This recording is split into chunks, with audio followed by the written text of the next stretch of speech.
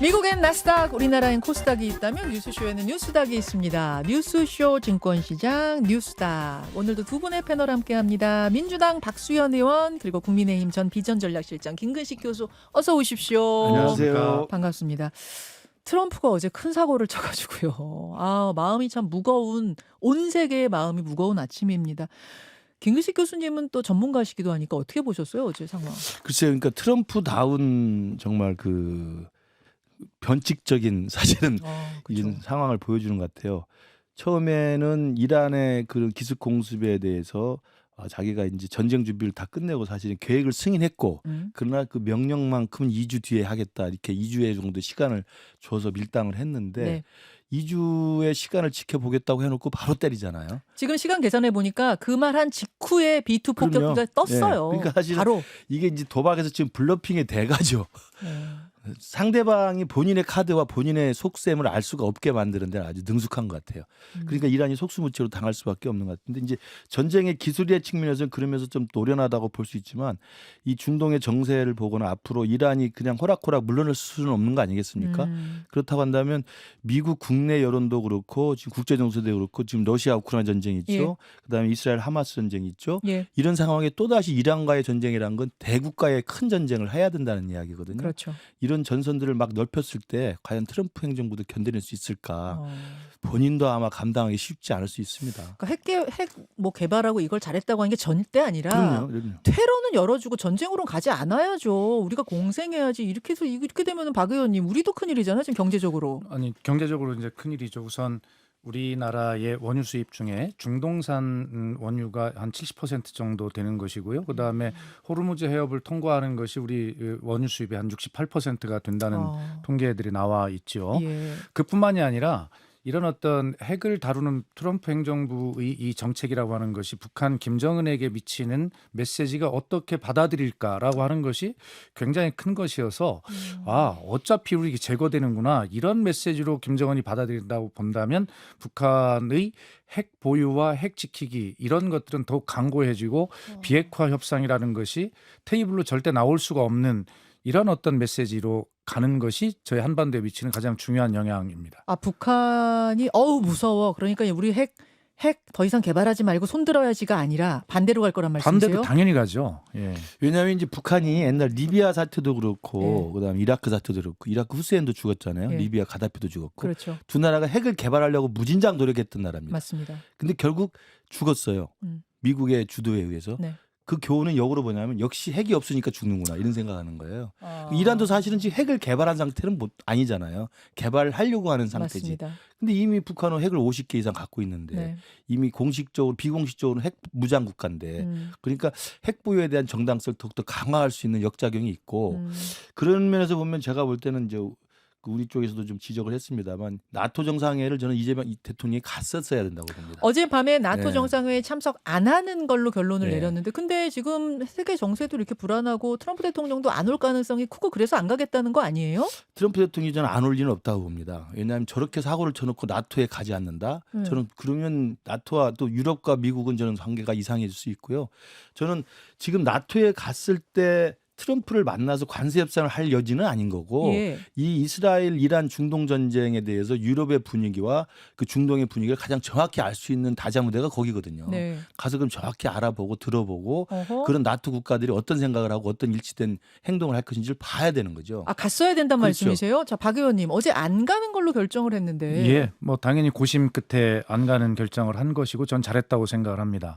지금 앵커가 말씀하신 대로 이 중동의 정세가 국내의 안보뿐만이 아니라 경제에 미치는 영향이 일단 굉장히 심각한 문제 아니겠습니까? 예. 우선 우리 정부 보유분과 민간 보유분을 합쳐서 어떤 그 비축유가 한 200일 정도의 그런 여유가 있다고는 하지만 이것이 언제까지 갈지 그다음에 이 원유 수입 다변화를 지금 당장 시작하지 않으면 안 되는 문제들 그다음에 물가가 오를 거 아니겠어요? 이런 문제 그다음에 아까 언급했지만 북한에 미치는 어떤 메시지 이런 것들을 종합적으로 지금 빨리 관리하지 않으면 안 될 그런 긴급한 상황이고 가는 득보다는 어떤 실이 더 많을 수 있는 그러한 어떤 민감한 부분이기 때문에 종합적으로 잘 고려해서 판단했다 이렇게 생각합니다. 자, 알겠습니다. 일단 여기까지 어제 상황에 대한 평가를 좀 들어봤고요. 두 분이 골라오신 상한가 한가 확인해 보죠. 먼저 박 의원님. 예. 갑자기 국내 정치로 전환을 하려니까 좀 이상하긴 한데. 급전환합니다. 예. 어쨌든 그 지금 국민의힘의 예. 상황이 어제 여야 대표들을 대통령실 관저에 초대해서 이제 식사도 하긴 했지만 네. 그 와중에서 이제 김용태 비대위원장의 발언이 주목을 끌고 있지 않아요? 네. 김용태 비대위원장이 지금 그런 발언할 때가 아니고 어허. 본인이 전당대회 출마할 거야 안 할 거야. 내가 일회용 데일밴드로 쓰여지고 버려질 게 아닐 거야. 뭐 이런 와중인데 지금 그런 말 한가가 할 때가 아닙니다. 오. 그래서 전당대회에 김용태 비대위원장 또는 김재섭 위원장 출마할 거냐 안 할 거냐. 저는 못할 거다 이렇게 보는데 그런 젊은 피들이 출마도 못하는 국민의힘 하한가입니다. 국민의힘 전당대회 하한가 주셨어요. 김근식 교수님. 예, 그 뭐 뉴스가 많았습니다만 지금 국정기획위원회가 지금 움직이고 있는데 네. 최근에 초반부인데도 불구하고 검찰청 뭐 해양수산부 등등에서 방통위원회 보고를 하다 중단시켰다는 거 아닙니까? 군기를 바짝 잡고 있고 호통을 치고 있는 것 같은데요. 뭐 일각에서는 국정기획위가 아니라 국정호통이다 이렇게 이야기를 하는데 이 본래 성격에 비춰보면 좀 너무 완장차기를 하는 것 같아요. 그래서 저는 오늘 하한가는 국정이 보고 중단, 호통 이게 이제 이재명 정부의 갑질 아닌가 이렇게 하한가를 가져왔습니다. 국정호통위가 된 국정기획위 하한가 가지고 오죠. 그 얘기부터 마저 풀어가 보죠. 그러면 지난주 금요일이었습니다. 각 부처가 국정기획위원회 일종의 이제 인수위원회 같은 곳입니다. 여기에다가 그동안의 업무를 보고하는 자리가 열렸는데 검찰청은 30분 만에 방통위는 90분 만에 이 업무 보고를 중단시켰습니다. 이게 저 국정 철학에 대한 이해가 부족한 감이 있었다. 미진하다. 뭐 그래서 중단시킨 거 아니에요? 뭐가 문제였다고 보실까요? 이게 인수위원회 성격을 띈다고 이야기를 하지 않습니까? 네. 그러니까 과거에도 인수위가 없이 바로 등장하는 보궐선거 대통령 정부에서는 이렇게 했어요. 근데 문재인 정부 때는 국정기획 자문이라고 해가지고 자문을 듣는 정도. 그러니까 인수인계를 하기 위한 최소한의 그 사실 확인, 예. 그다음에 자료 확인 정도 했거든요. 그러니까 호통 친 걸 들어보니까 이한주 위원장 이야기하니까 뭐 대통령의 공약을 반영하지 않았다. 대통령의 국정 철학을 이해하지 못했다. 뭐 이런 건데요. 생각해 보십시오. 윤석열 전임 대통령이 임명한 사람이 지금도 장관을 하고 있어요. 네. 윤석열 전임 대통령의 하에서 임명된 정부 부처입니다. 그러면 거기서 할 때 국정기획위가 저는 정확한 대통령의 향후 5년 동안 국정과제를 선발하기 위해서는 지금 각 부처에서 무슨 상황인지 무슨 일을 하고 있는지 어떤 과제가 남아있는지를 들으면 되는 겁니다. 그리고 자기들이 남은 그 활동 기간 동안 그 대통령의 공약을 반영하는 5년 동안의 국정과제를 선발하면 되는 거예요. 근데 맨 처음 보고를 받으면서 왜 너희들 우리 대통령 공약대로 할게라는 그 로드맵을 안 가져왔어? 이건 너무 큰 그 호통이죠. 갑질이었다 이렇게 표현하셨더라고요. 그렇죠. 그러니까 우선 와서 들을 때는 지금 현재 검찰청은 이런 상황이고 이런 과제가 남아있고 예. 이런 로드맵이 있습니다. 뭐 방통위는 이렇게 하고 있습니다라는 기존의 윤석열 정부에 했던 상황들 보고받은 정도면 되는데 오케이. 그걸 자. 갖다가 아니고 5년 동안 할 걸 찾아오라고 하면 그거 어떻게 하겠습니까? 박수현 의원님. 지금 이 공직자라고 하는 것은요. 어느 정부에 한정된 사람들이 아닙니다. 국민을 위해서 국가를 위해서 봉사하겠다는 그런 각오로 공무원이 되었고 그렇게 끊임없이 봉사하는 자세를 가져야 되는 것입니다. 그런데 지금 김근식 교수님 말씀대로 의하면 윤석열 정부에서 뽑은 공무원들입니까? 그게 아니지 않습니까? 이 엄중한 시기에 더 철저한 그런 자세로 국정에 임해야 되는데 우선 윤석열 정부가 처음에 들었을 때 인수위에서 했던 발언을 생각하면 그때 뭐라고 했냐면 그렇게 철저하게 문재인 정부가 인수인계를 철저하게 하라고 대통령이 지시해서 그렇게 열심히 했는데도 자기들이 받으러 오지도 않고 인수위에서 뭐라고 했냐면 분노를 금할 수 없다. 이렇게 공격을 했었어요. 그런데 이번에는 김 교수 잠깐 말씀하셨지만 대통령이 공약사항입니다. 검찰청에서는 수사권 기소권이 분리라고 하는 것 이 대통령이 중요한 공약사항이자 시대정신인데 이 문제에 대해서 아예 통째로 빼버렸어요. 언급도 안 해놓고. 그렇기 때문에 김 교수가 말씀하신 그런 정도의 수준도 아닌 거죠. 대놓고 무시한 겁니다. 방통위도 대통령 공약사항이 23개나 되는데 그중에 아주 지엽적인 거 8개만 하고 나머지는 통째로 그냥 빼버렸어요. 그렇기 때문에 이것은 어떤 정권의 문제가 아니라 국가와 국민을 위해서 봉사하겠다는 공직자로서 이 위기에 대한민국을 헤쳐나가겠다는 기본적인 자세가 안 돼 있고 의도적으로 누락된 시킨 이러한 어떤 것들에 대해서 지적하지 않을 수 없다 이런 말씀입니다. 이재명 정부의 갑질이 아니라 부처의 무시였다 이런 말씀이세요. 근데 만약에 그런 정도 이한주 위원장이 원하는 바대로 보고를 받으려면 어떻게 하면 되냐면요. 빨리 총리 문제 해결해서 총리가 제청해서 내각을 새로 구성하면 돼요. 그래서 국무위원들 완성이 되고 각 부처 장관이 새로 임명되면 대통령이 그다음 하는 게 뭡니까? 신임 장관으로부터 각 부처 업무 보고를 받게 돼 있습니다. 네. 그때 업무 보고 때 하는 거예요. 그러면 신임 장관들이 임명되면 대통령의 공약, 신임 장관의 어떤 철학 이런 것들이 반영돼서 대통령의 업무 보고에 앞으로 이런 일을 하겠습니다라고 하면 되는 거지. 지금은 그 상황이 아닌데도 불구하고 임기 초반일 뿐만 아니라 국정기획위원회 맨 앞에 일주일도 안 된 상황에서 로드맵을 가져오라고 하면 저는 제가 볼 때 과도한 요구라고 보는 거죠. 알겠습니다. 요거는 좀 지켜보기로 하고요. 아직 장관 임명이 사실 안 된 상태이기 때문에 벌어진 일이 아닌가 이런 생각도 듭니다. 박수현 의원이 가져오신 키워드로 넘어가 보죠. 김용태, 김재섭이 나오겠는가 전당대회에 그러면서 전당대회 지금 하한가를 가지고 오셨어요. 국민의힘 전당대회. 김용태 비대위원장이 나오냐 마냐 얘기하기 전에 어제 오찬 이야기부터 잠깐 좀 하고 가야겠습니다. 어제 이재명 대통령과 여야 지도부 간의 오찬이 상당한 화제였습니다. 인사를 다 했어요. 이제 화기애애하게. 그런 다음에 이제 김용태 비대위원장 한 말씀 하십시오 했더니 옷 속에서 편지를 꺼냅니다. 제가 지금 사진 보여드리고 있는데 그리고서는 편지를 읽어내려가기 시작합니다. 김용태 비대위원장이. 이 장면이 지난번에 왜 윤석열 대통령하고 이재명 당시 대표 만났을 때 이재명 대표가 편지 꺼내가지고 이렇게 읽던 그 장면하고 오버랩이 저는 되더라고요. 김우식 교수님, 예. 저거를 생각하면서 한 걸까요? 의도적으로 김용태 비대위원장. 아니 근데 사실은 하고 싶은 말이 많이 있겠지만 그걸 정리해서 하려면 외워서 할 수가 없잖아요. 그럼 당연히 요약문이든 뭐 준비한 것들 꺼내서 읽을 수밖에 없죠. 저건 그러니까 지난 총선 참패 후에 윤석열 대통령과 이재명 그 당시 민주당 대표랑 만나서 했던 것도 야당 대표는 당연히 정리해서 가져온 걸 보고 하는 게 맞고요. 이번에도 김용태 비대위원장이 뭐 흉내내고 뭐 그 상기시키려고 하는 게 아니라 예. 7가지 요구사항들을 정리해 온 거 아닙니까? 두서없이 하지 않으려고 그렇죠. 정리해온 거다. 그렇죠. 그때도 그러니까 지금도. 저는 뭐 자연스럽고 정상적인 화면이라고 생각합니다. 야당 대표가 대통령을 직접 그 면전에서 만날 수 있는 기회가 많지 않기 때문에 네. 특히 취임 초니까 야당 대표로서 대통령의 요구할 수 있는 내용들을 조목조목 정리해서 그 앞에서 이야기를 하려면 그래도 최소한의 메모지를 가지고 해야 되는 거 아니겠습니까? 혹시 어떤 청취자께서는 소심하게 복수한 거 아니냐. 아유, 뭐 그런 걸 저렇게 하지 않고 어떻게 그러면 한 7분 이상 발언했다는데 그걸 외우겠어요. 아하. 저랑 박수현 의원 정도는 외울 수 있죠. 그거 쉽지 않아요, 그거. 오케이. 박수현 의원은 어떻게 보셨어요? 그러니까 그 과유불급이라는 말이 있죠. 윤석열 전 대통령이 이재명 대표와 여야 대표회담을 하는 것을 기억해 보면 처음에 8차례 이재명 대표가 여야 회담을 제안했는데 8차례를 다 거부했어요. 근데 거부 이유가 뭐냐면 사법 리스크를 가진 야당 대표와 대화할 수 없다.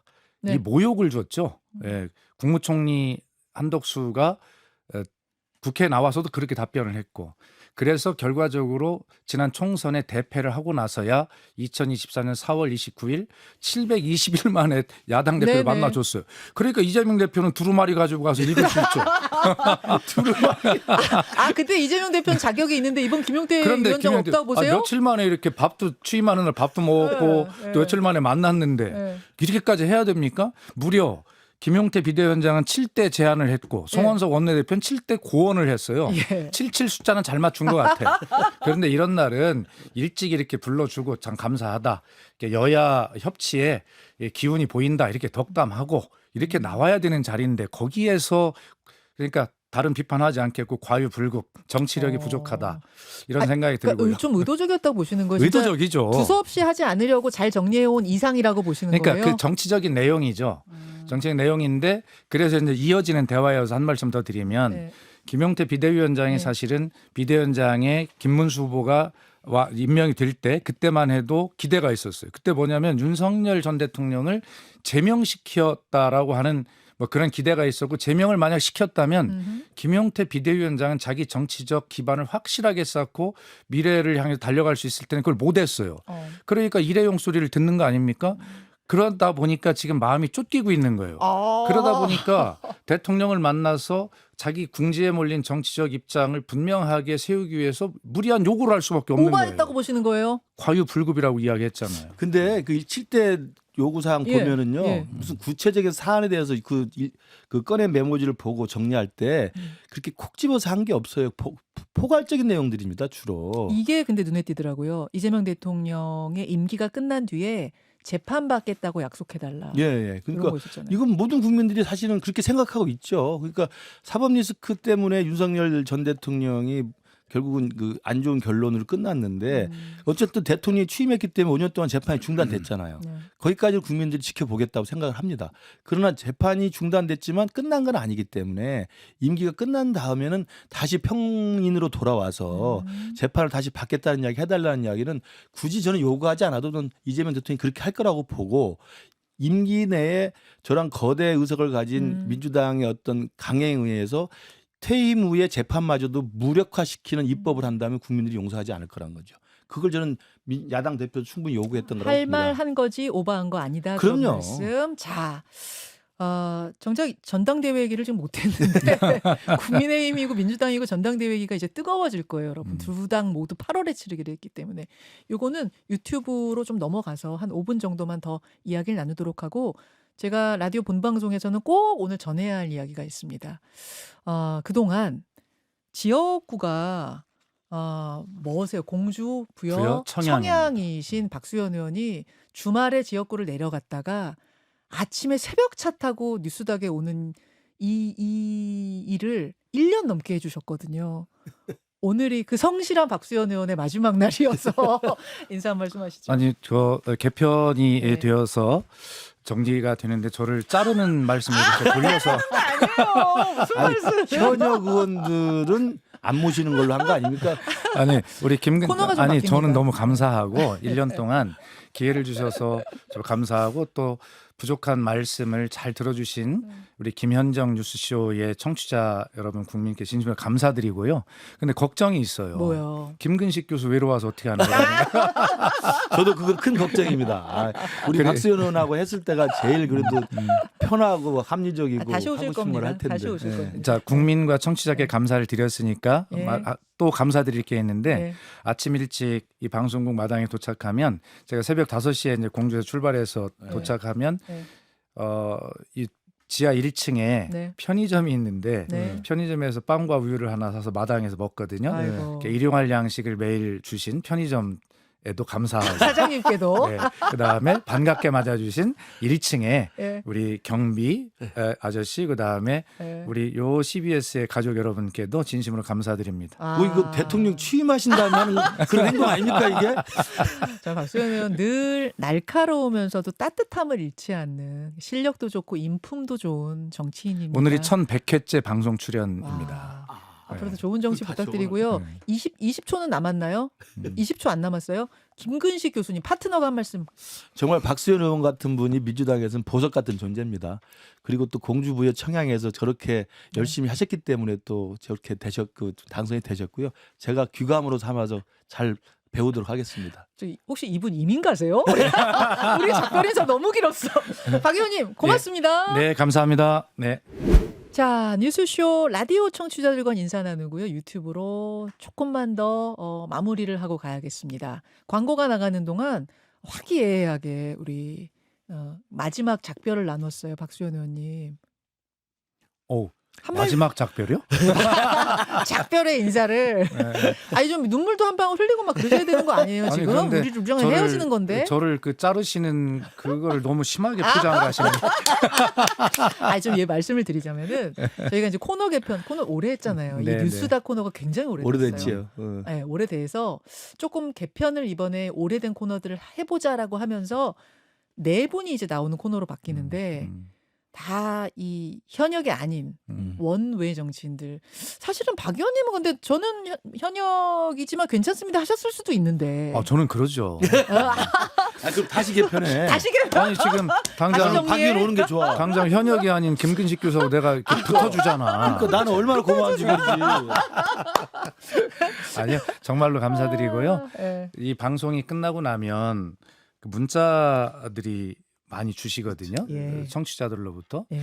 그게 하루를 살아가는 힘이 저에게도 됐고 굉장히 큰 에너지를 얻었어요. 그리고 우리 김현정 앵커의 저 밝고 환한 저 미소를 보면서 늘 한 주간을 시작하는 재미가 쏠쏠했는데 그건 아쉽습니다. 아, 저도 좀 아쉬운 게 예. 박 의원님이 제가 아까 드린 말씀이 그냥 듣기 좋으시라고 하는 말씀이 아니고 참 인품도 좋으시고 능력도 좋으시고 이게 다 갖춘 분 찾기가 쉽지 않거든요.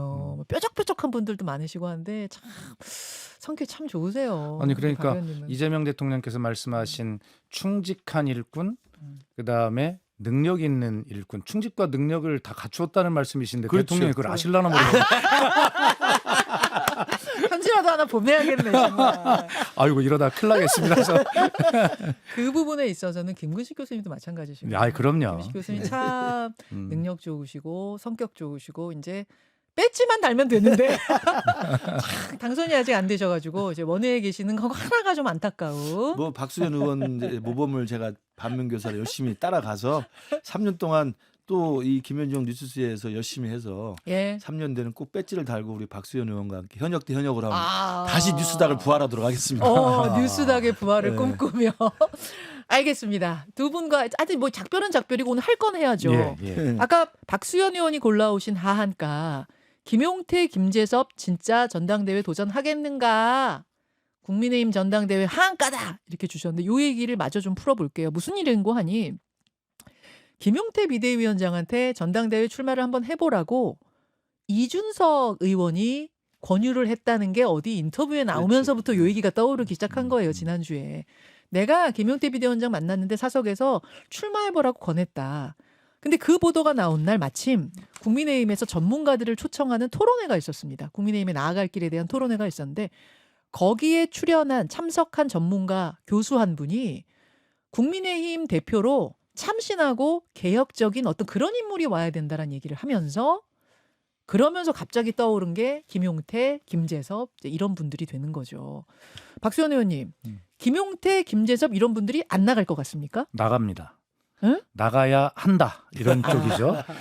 짧게 저 한 말씀만 드리면 저는 이 김용태 비대위원장, 김재섭 의원을 국회에서 만나면 당은 다르지만 진심으로 제가 격려하고 정말 좋은 정치인, 큰 정치인으로 성장하기를 바란다는 진심을 몇 차례 개인적으로 이야기를 했어요. 본인도 잘 알고 있습니다. 박 의원님은 진심으로 말씀하실 네, 분이에요. 네. 네. 그리고 사실 지금 국민의힘이 합리적이고 건강한 야당으로 보수 야당으로 거듭나려면 대단히 죄송합니다. 그 영남에 기반을 둔 송원석 원내대표의 선출을 보면서 아마 절방하는 국민의힘의 당원들 또 보수 세력들이 있을 거라고 생각하는데 수도권 보수가 재건돼서 전체적으로 국민의힘의 어떤 보수의 레벨을 정확하게 정리하지 않으면 이건 큰일 나게 돼 있어요. 제가 볼 때. 왜냐하면 그렇다고 해서 영남의 어떤 국민의힘을 지지하는 국민들이 평균 뭐 어떻다는 이야기가 아니라 아무래도 그쪽의 논리가 강화된 그런 어떤 수준에서 자꾸 바라보게 되실 가능성이 많거든요. 그렇다면 이 새로운 세대를 대표하는 김용태, 김재섭, 그다음에 수도권의 시각, 수도권 보수의 시각 이런 어떤 수준이 서로 섞이지 않으면 국민의힘은 계속 어떤 그 과거에 강성했던 그런 어떤 그 예를 들어서 계엄을 옹호하고 탄핵에 반대하는 이러한 어떤 수준으로 당의 어떤 사고의 수준이 결정될 가능성이 매우 높다. 그런 측면에서 전 두 가지 그런 측면 하나와 아주 젊게 등장한 새로운 이 정치인들의 개인적 미래를 위해서도 꼭 이번에 이 두 정치인이 잘 출마를 할 수 있는 문이 열리기를 저는 바란다 이런 뜻입니다. 네. 그런데 나갈 것 같다 안 나갈 것 같다? 나갈 것 같다. 그러니까 나가야 한다 말고 나가야 한다 말고 현실적으로는 나갈 것 같아요. 그러니까 저는 이제 비판적 입장을 해야 되니까 현실적으로 나가지 못한다 이렇게 생각합니다. 나갔으면 좋겠지만 나가지 못할 것 같다. 자, 김근식 교수님은 어떻게 보십니까? 저도 박수현 의원님 말씀이 전적으로 동의해요. 그러니까 우리 당에 이제 새로운 피, 네. 새로운 바람이 불어야 되고요. 영국의 보수당이나 노동당이나 대참패를 하면 항상 그 내부에서 새로운 그 지도자가 올라옵니다. 그렇기 때문에 우리도 보면 이제 우리 국민의힘이 지난 총선의 대참패, 이번에 대선에서의 대참패를 겪고 나서 이 대참패를 계기로 해서 새로운 바람이 불지 않으면 사실은 다시 일어나기가 쉽지 않거든요. 그러면 저는 김재석, 김용태 의원으로 그 대표되는 예. 일단 수도권의 지역구를 두고 있고요. 예. 젊은 피고요. 예. 그다음에 상당히 개혁적인 마인드를 갖고 있습니다. 예. 그리고 계엄이나 탄핵에 대해서도 열린 마음을 갖고 있고 올바른 입장을 견지했기 때문에 저는 이런 분들 중심이 돼서 저는 우리 당에서 새로운 어떤 변화가 있으면 좋겠다는 생각을 합니다. 그러나 그러겠어요. 저는 지금이라도 김용태, 김재섭 의원이 나간다고 좀 결심을 하면 좋다고 생각하고요. 그렇게 되면 아마 지금 당권을 염두에 두고 고민하고 있는 다른 당권 예상 주자들도 생각들을 좀 더 할 거라고 생각을 해요. 나올 가능성이 실제로 있다고 보세요? 모르겠습니다. 저는 진짜 냉철하게. 저라면 나가겠어요. 제가 작년에 아슬아슬하게 떨어지지 않았다면 반드시 나갔을 텐데 김근식 교수님 떨어지는 바람에 제가 나갈 수가 없는데 물론 뭐 나가도 되지만 물론 나가도 그런 되죠. 어쨌든 저라면 나갈 거라고 봐요. 왜냐하면 정치적으로 성장하고 정치 지도자로서 국민들한테 확인받는 방법은 이런 위기 상황에 돌파하는 정면의 어떤 리더십을 보여주는 게 좋거든요. 그러면서 저는 나가기를 그 조언 드리고 나갔으면 좋겠는데 모르겠습니다. 그건 봐야죠. 뭐. 아까 박수현 의원이 나가기 현실적으로 어려울 것이라고 보신 이유는 뭐예요? 아니 지금 현재로 친윤이라고 하는 그런 세력들이 아직도 물러나지 않고 있는 그런 상황 속에서 그런 어떤 옹립하는 후보들이 나올 가능성이 매우 높아 보이는 거거든요. 그렇기 때문에 본인이 굉장히 그 강력한 결심을 가지고 정말 선언하지 않으면 그런 분위기에 눌려서 못 나오는 이게 이런 게 있어요. 사람은 큰 사람의 덕을 보게 되는 것이 세상 이치거든요. 근데 큰 나무 밑에 있는 작은 나무들은 햇빛을 잘 못 봐요. 못 보죠. 지금 이 친윤이라고 하는 이 큰 나무들이 지금 국민의힘을 덮고 있어요 아직. 그래서 이런 그 밑에서 자라는 이 작은 나무들에게 햇빛이 들어갈 그럴 틈이 지금 보이지 않는 이런 상황을 염두에 둔 것이고요.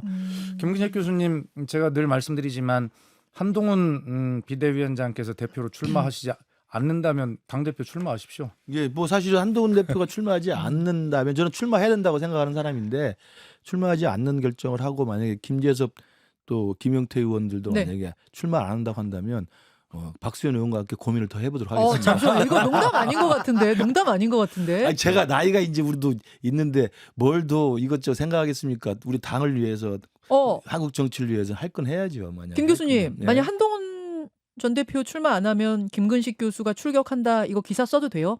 저는 아니 그 하나님께 계속 그 문의를 드리고 있습니다. 기도하고 계세요? 기도하고 있습니다. 응답을 아직 못 받으셨어요? 그 정도까지 제가 영성이 있는 사람은 아니어서. 저에게는 응답을 했습니다 개인적으로. 이거 기사 써도 된다고 하셨습니다. 아니 2021년에 이준석 당시 당대표 선거 나왔을 때도 나경원 김기현 대표가 나왔잖아요. 그랬을 때 이준석 대표가 될 거라고 누가 생각을 했겠습니까?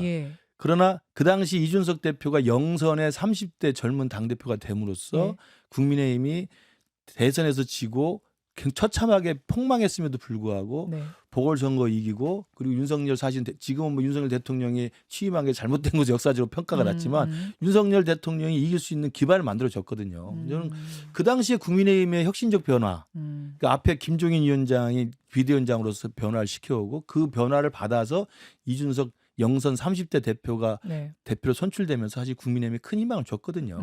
이제 그 뒤로는 윤석열 대통령이 당선되고 이제 엉망이 됐지만 그래서 누군가는 또는 어떤 세력인가는 분명히 당심과 민심을 받아 안는 새로운 돌파구를 마련할 필요가 있다고 봐요. 김 교수님, 당대표 출마에 대해서 기도하고 응답을 구하고 있다 말씀하셨는데 제 질문을 통해서 응답하고 계신지도 모릅니다.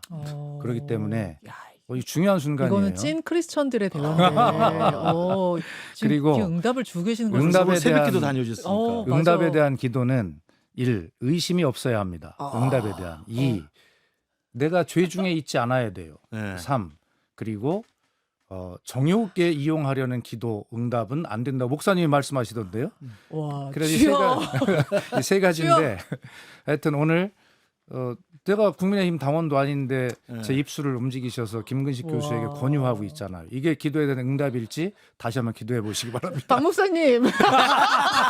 박 목사님 진짜 설교 들은 느낌. 진짜. 아니 야. 엊그제 저 주일 예배 가는데 목사님께서 이 기도에 대한 응답에 대한 말씀에 세 가지 조건을 다 말씀하셨어요. 적었어요 지금. 정말요. 와, 박 목사님 진짜 오늘 좋습니다. 영성이 오늘 뜨겁게 새벽기도 마치고 오신. 새겨 들으세요. 김 예, 교수님. 기도하겠습니다. 알겠습니다. 알겠습니다. 오늘 아무튼 이상하게 결론이 아니, 그러니까 이게 전제는 한동훈 전 대표가 안 나오면이거든요. 그럼요. 네. 근데 이제 한동훈 전 대표가 나가느냐 마느냐를 놓고 측근들 사이에서도 지금 갈라진 것 같더라고요. 제가 지난주에 인터뷰했던 신지호 전 의원은 한동훈 대표랑 가까운 분이죠. 근데 이분은 한동훈 전 대표는 지금 국민의힘의 최강병기이자 최종병기다. 그래서 좀 아껴 써야 된다. 선거마다 나가면 안 된다. 그러면서 만류했습니다.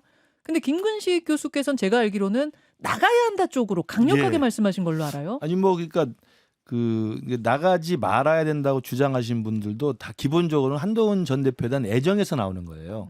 너무 안쓰럽고 힘들고 그리고 또 행여라도 한동훈 전 대표의 그런 정치적 자산이 손상당할까 봐 왜냐하면 너무 많이 당했잖아요. 지난번 당대표 나가가지고 친윤 세력들한테 구박당하고 대통령한테 멸시당하고 결국은 계엄을 맞이하면서 결국 쫓겨나다시피 나왔잖아요. 이제 그런 걸 봤기 때문에 그다음 이번에 대선 후보 경선에서도 사실은 불리한 경선룰을 알고도 출마를 했지만 예. 결국은 친윤들이 짜놓은 그 큰 그림에 결국 당한 케이스잖아요. 그 단일화 얘기 없었으면 그럼요, 됐을 이겼죠. 거라고 보세요. 됐으면 또 대선은 또 사실 결과를 봐야 알았을 겁니다. 그러니까 그런 걸 보니까 한동훈 대표의 지지자들은 진정으로 정말 이번에 좀 아꼈으면 좋겠다는 이야기를 진정으로 하는 건데 저는 그 말이 충분히 의미가 있음에도 불구하고 제가 드리고 싶은 말씀은 오히려 이번 기회가 한동훈 대표가 이제는 과거보다 훨씬 더 그 자신 있게 당을 바꿀 수 있는 절호의 찬스라고 생각합니다. 왜냐하면 지난 대선 총선 끝나고 7월에 한동훈 대표가 63% 당선됐을 때는 63%의 막강한 지지율이 있었지만 여당 대표였고 대통령이 윤석열이었어요. 그렇죠. 그러니까 여당 대표는 항상 대통령과의 관계가 중요합니다. 근데 대통령 윤석열이 엉뚱한 생각과 엉뚱한 짓을 계속 하고 있고 한동훈을 계속 친윤 앞잡이 세워가지고 누르고 탄압하고 멸시했지 않습니까? 근데 그걸 뚫고 나기가 쉽지가 않아요, 여당 대표가. 그래서 분열로 비춰지고 갈등으로 비춰지고 결국 계엄으로 이제 종말에 왔죠. 예. 그러나 이번에는 여당이 아니고 대통령이 없어요.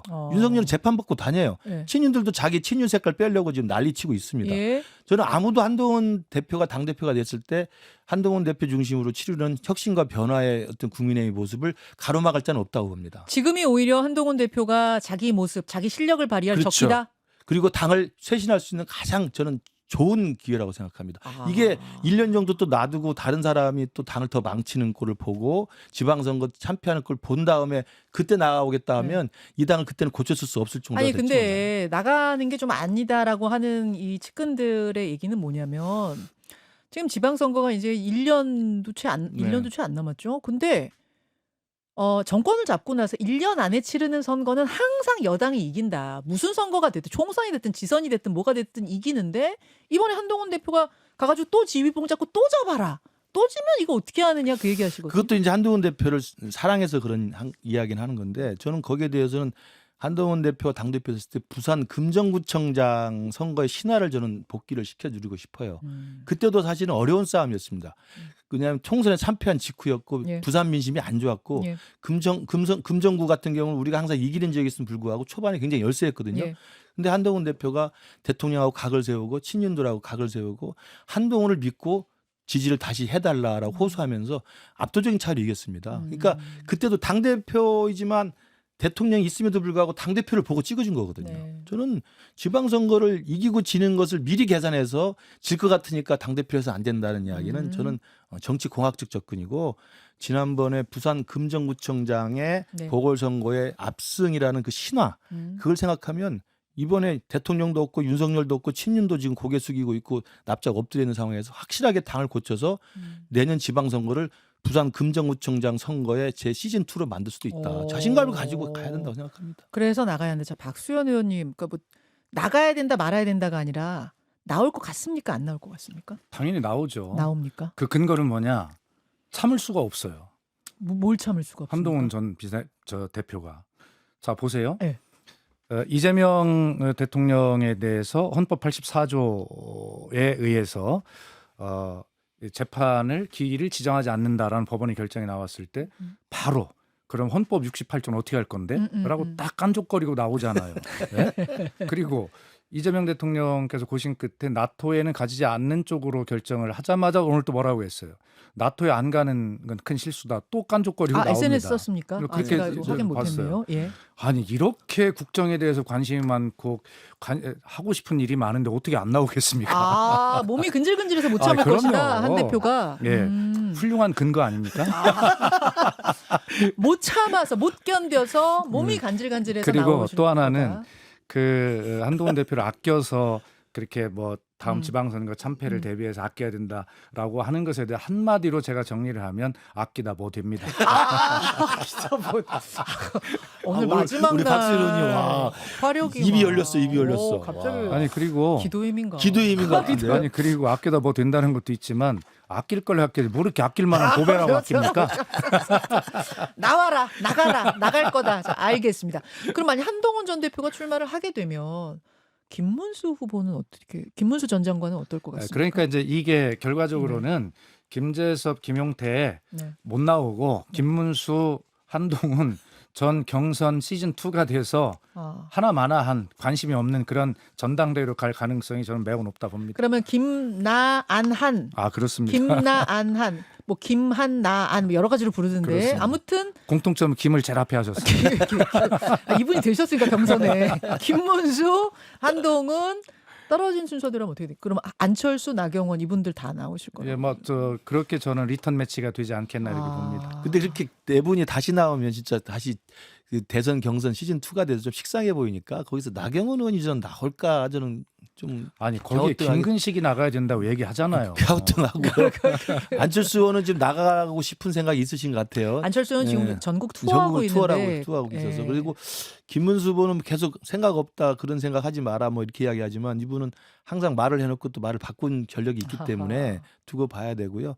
중요한 건 전 친윤들의 생각이라고 봅니다. 친윤들이 지난 대선 때는 한덕수라는 마지막 히든 카드를 가지고 장난질을 쳤지만 이제는 뭐 한덕수도 없고 네. 그렇다고 친윤들이 내세울 만한 또 얼굴 마담이 없잖아요. 그러니까 친윤들이 자신들의 기득권을 만약에 유지하려고 한다면 이래저래 고민할 텐데 이 사람들이 누구를 선택할지 저 좀, 잠시만요. 예. 그냥 갑자기 진짜 아무 생각 없이 있다가 갑자기 든 생각인데 한덕수 전 총리가 지금 국민의힘 당원이죠. 입당을 했죠 그때 당원 입당했으니까 한덕수 전 총리가 나올 가능성은 아유 없나요? 그건 택도 없는 소리인가요? 한국 정치가 아무리 엉망이라도 그렇게까지 되지 않죠. 그것보다는 네.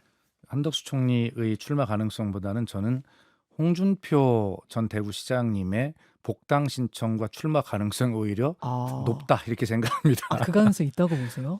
아니 홍준표 홍준표 지금 시장은 네. 국민의힘을 어떻게 해서든 흔들고 깨야 되거든요. 어. 깨는 것이 다른 밖에 신당 창당하는 방법이 있지만 네. 신당 창당의 성공도 이 본방을 흔들어서 깨지 않으면 성공 가능성이 없어요. 그럴 때 본방을 깨는 방법으로 본진을 폭격하는 복당 신청서를 내서 흔들 것이다라고 본인이 하는 폭탄이에요? 본진 아니 복당 신청서 자체가 폭탄이죠. 복당하는 자체가 예, 그것을 내는 순간 국민의힘은 분열될 거 아닙니까? 복당 된다 안 된다 바로 된다 안 된다로. 예, 그런 가능성이 훨씬 높죠. 그렇게 홍준표라는 제3의 인물이 복당 뒤에 전당대회 출마하는 방법도 뭐 불가능하지 아니, 한덕수 총리가 그 대표로 출마하는 것보단 그게 가능성이 좀 높을 수 있죠. 높을 수 있어요. 그 정도로 한덕수 총리의 카드는 저는 가능성이 없다고 봐요. 가능성 없다고 네. 보시고 친윤계가 사실은 구심점을 잃은 친윤계가 누구를 전당대회에 그렇죠. 밀 것인가 도는 이야기는 뭐 안철수 의원의 의사와 상관없이 마음에 두고 있는 건 아니야 막 이런 얘기가 돌긴 해요. 그래서 왜 그런 얘기가 돌아요? 그렇게 물어봤더니 그분 얘기가 안철수 의원이 지난 경선 때 뭐 그런 좀 이런 과정이 있었음에도 불구하고 나중에 굉장히 열심히 선거판을 도왔다. 이게 아마 친윤들의 마음을 움직이지 않았겠냐. 뭔가 좀 믿음을 주면서 안철수 의원을 밀어야겠다는 생각을 갖게끔 하지 않았겠느냐. 물론 안철수 의원과의 생각은 어떤지 모릅니다만 어떻게 보세요? 저는 뭐 친윤 분들이 이러저러하게 대안들을 모색하는 단계일 겁니다. 안철수도 생각해보고 김문수도 생각해보고 나경원도 생각해보고 뭐 지난 카드입니다만 원희룡 전 장관도 음. 생각해보고 다양하게 생각해 볼 거예요. 근데 이제 이분들의 이해관계에 있어서는 당을 일단 당의 지배 구조를 그대로 유지하면서 예. 그리고 이제 지방선거나 향후 당권에 있어서의 유리한 고지를 점하겠다는 건데 예. 마땅한 저는 그 내세울 만한 카드가 없어요. 안철수 의원은 최종적으로 낙점이 안 될 거라고 보세요? 왜냐하면 불신이 아직도 오래돼 있습니다. 불신. 그럼요. 안철수 의원을 못 믿는다. 당대표로 옹립했는데 안철수 의원이 당대표 된 다음에 김문수 후보가 안면 몰수하듯이 얼굴 바꾸듯이 바꾸면 어떡할 겁니까? 한번 뒤통수 맞았는데 그럼요. 그러니까 저는 쉽지 않은 것이어서 저는 오히려 친윤분들이 이래저래 좋은 사람을 찾아보긴 하겠지만 네. 영 그렇지 않으면 저는 그냥 친윤은 소리소문없이 분화돼서 음흠. 각자 도생의 길로 갈 거라고 생각합니다. 박 의원님. 뭐 당연히 그렇게 되겠죠. 안철수 의원. 의원 같은 경우가 말씀하신 대로 지난 대선 마지막 기간 중에 보여줬던 그 진심, 그것은 뭐 친윤에 대한 그 어떤 뭐 메시지라기보다는 결과적으로 당원들의 마음을 얻고자 하는 자기 나름대로의 올인 전략일 텐데 저는 이런 생각이 들어요. 결과적으로 정치를 하고 싶은 사람은 네. 국민의 민심을 얻어야 되듯이 당원의 당심을 얻어야 되거든요. 당원의 당심을 얻는 방법, 그것은 뭐 진심밖에 없지 않겠습니까? 그런 상황인데 만약에 친윤이 네. 안철수 후보를 우리 친윤 후보로 옹립하고자 하는 이런 공학적인 모습을 보이는 순간 그래도 안철수인데요. 맨날 철수만 하지만 나를 바보로 하나? 그렇지. 뭐 이런 아. 생각이 당연히 들지 않겠습니까? 쉽지 않은 일이라고 생각합니다. 받아들이지 안 의원도 받아들이지 네. 않는다. 그러니까요. 오케이, 알겠습니다. 진짜 시간이 별로 없지만 민주당 전당대회 얘기 안 하고 가면 또 섭섭하잖아요. 네, 그렇습니다. 섭섭해. 박찬대 의원이 예. 박찬대 전 원내대표가 오늘 예. 출마 선언을 합니다, 여러분. 결국 마음을 정하고 오늘 출마 선언을 합니다. 그렇게 해서 정청래 박찬대 정청래 2파전이 됐는데 더 안 나오는 거죠. 현재는 뭐 두 분이 대결하는 뭐 그 정도. 그렇죠. 네. 자, 두 분의 상황을 밖에서는 어떻게 보고 계시는가? 글쎄요, 뭐 다 친명들이고 예. 그리고 이제 누가 되든 이재명 대통령한테는 뭐 부담이 없는 카드일 것 같아요. 근데 이제 당원들의 선택이겠죠.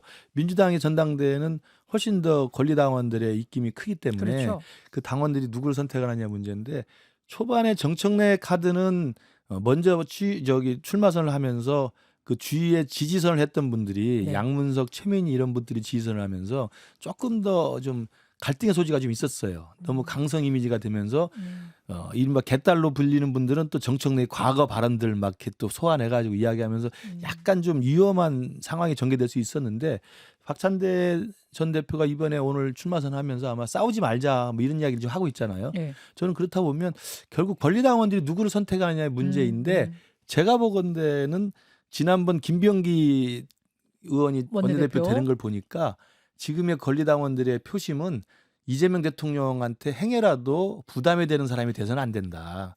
이재명 대표를 빛나게 하고 이재명 대통령을 도와줄 수 있는 소리소문 없이 할 수 있는 무난한 사람을 뽑아야 된다는 여론이 강할 것 같아요. 그러면서 보면 좀 자기 주장이 강한 정청래보다는 그래도 좀 자기 주장이 좀 상대적으로 덜한 박찬대를 선호하지 않을까 저는 바깥에서 볼 때 그렇습니다. 밖에서 느끼는 기류는 네, 그러하다. 네. 좀 더 강한 캐릭터보다는 조금 더 뭐라고 해야 돼요? 좀 부드러운 캐릭터라 뭐라고 표현해야 되지? 그 화를 내도 우리가 부담스럽지 않은. 박찬대 원내대표는 원내대표 있을 때 막 강성 발언해도 그냥 화면을 보고 있으면 그렇게 화가 나지는 않아요. 그 기준은 김구식 교수님 기준인 제 거예요. 기준에. 그래서 아마 기류는 그쪽이 아니겠느냐라고 바깥에서는 보신다. 바깥에서 볼 때. 안에서는 어떻습니까? 저는 우리 선수끼리 결승전에 올라간 올림픽의 양궁 종목을 보는 것 같다 이런 생각이 들거든요. 예. 얼마나 편안합니까? 누가 돼도 우리가 금메달, 은메달인데 그런 측면에서 우열을 전혀 가릴 수가 없는, 누가 돼도 관계없는, 누가 돼도 결코 지는 선거가 아닌 이러한 어떤 축제 같은 선거를 반드시 보여줘야 한다. 국민의힘과는 다르다는 것을 증명해야 한다. 그리고 이 조기 대선을 치른 국민들 아닙니까? 근데 이런 과정에서도 우리는 민주주의를 회복한 시민의 힘으로 민주주의를 회복하는 그런 축제 같은 대선을 치르지 못했어요. 그렇기 때문에 집권당의 당대표 선거에서 비로소 회복된 민주주의 체제하에서 축제 같은 그런 선거를 국민에게 선물해야 할 그럴 의무가 있습니다. 그렇기 때문에 누가 돼도 다 우리 금메달, 은메달인데 뭐면 어떻습니까? 그래서 절대 어떤 분열한 이런 모습 보이지 말고 지금 예를 들어서 뭐 친윤 커뮤니티나 이런 곳에서는 좀 여러 가지 어떤 분열의 공작들이 있는 조짐들이 보이고 그런데 절대 놀아나서는 안 된다는 생각이 들고요. 하여튼 그런 절대 누구도 지지 않는 민주당의 당대표 선거, 국민에게 민주주의 축제 같은 선거를 선물해야 되는 당대표 선거, 이런 선거가 될 것입니다. 네, 좀 지켜보기로 하죠. 예, 8월 2일에 민주당 전당대회, 그리고 날짜는 안 정해졌지만 8월일 것 같습니다. 국민의힘 전당대회도 관심 가져주시고요. 여기서 진짜 작별. 저희가 커피 쿠폰이 이번 달에 별로 안 남아가지고 오늘 한 장을 쏠 수 있는데 그 한 장 이 추첨 뭐라 그래야 돼요? 그 한 장 지명권을 박 의원님께 드리겠습니다. 그래요. 예. 자, 잠시만요. 이게 올라가는데 시간이 좀 걸려요. 약간 말씀하시는 시간하고 요거하고의 그 갭이 있어서 자, 조금만 기다려 보겠습니다. 좀 화면 올려주세요. 화면 올라가게 해주시고요. 지금부터 딱 한 분께 마지막 작별의 커피를 드리도록 하겠습니다. 박 의원님이 조금 보시면서 한 분께 자, 커피를 김근식 늘 응원합니다라고 쓰신 안 보이는데요. 미미강님, 하여튼 그렇게 쓰신 강미미님. 분께. 그분을 고르신 이유는?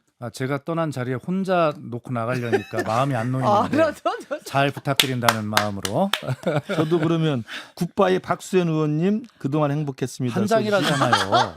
저는 선택권이 없어요? 네, 없습니다. 아이고 마저 고르세요. 한 장 더 하자. 제가 쏠게요. 제가. 도투마리님. 도투마리님. 굿바이 박수현 의원님 그동안 행복했습니다. 저도 우리 박수현 의원님을 떠나보내면서 커피 한 잔을 대신 그분께 선물하도록 하겠습니다. 쿠폰은 제가 쏩니다. 자, 화면을 오늘은 두 분 이렇게 나란히 진짜 두 분 파트너로 오래 참 합이 좋으셨어요. 예, 각자 카메라 보시면서 예쁘게 손을 흔들어 주시면 되겠습니다. 저도 같이 물러가겠습니다. 여러분, 박 의원님, 김 교수님, 그리고 여러분 함께 해주셔서 고맙습니다. 감사합니다. 고생하셨습니다. 이거 안 쳐?